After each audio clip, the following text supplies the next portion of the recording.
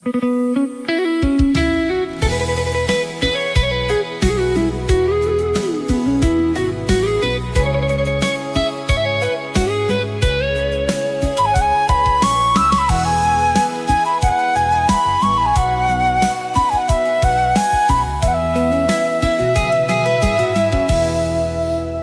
ប់គិតថា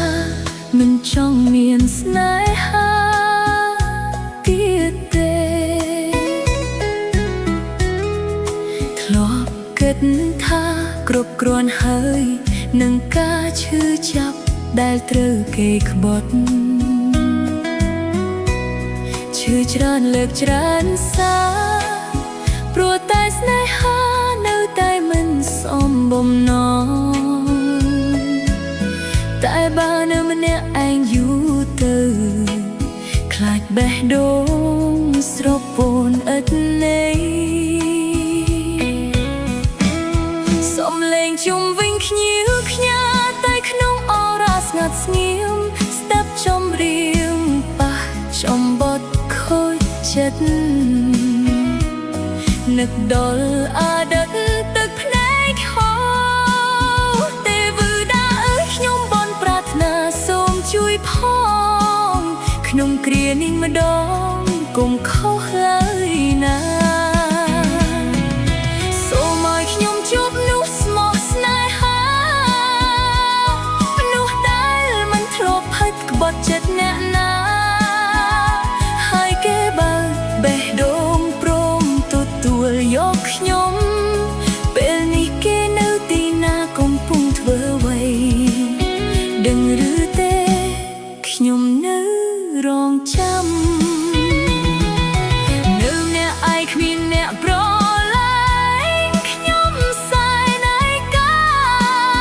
មានតែកូនឆ្មាឈ្មោះអាចជូជាគ្នាចង់មានអ្នកកាន់ដៃពេលដើរទៅណាមកណាហើយហៅខ្ញុំថាសង្សារឲ្យគេឯងចោះណែនចាំមើលថែថ្នាក់ថ្នមខ្ញុំគ្រប់ពេលវេលាសូមឲ្យមុខមាត់សំហាដោយតារាភាពទន់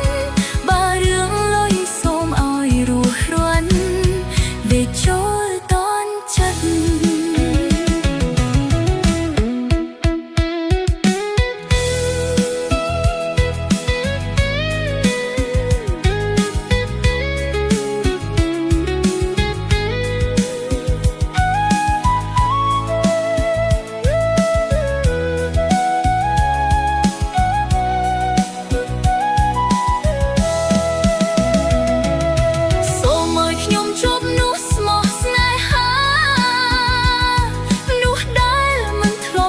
ក្បត់ចិត្តអ្នកណា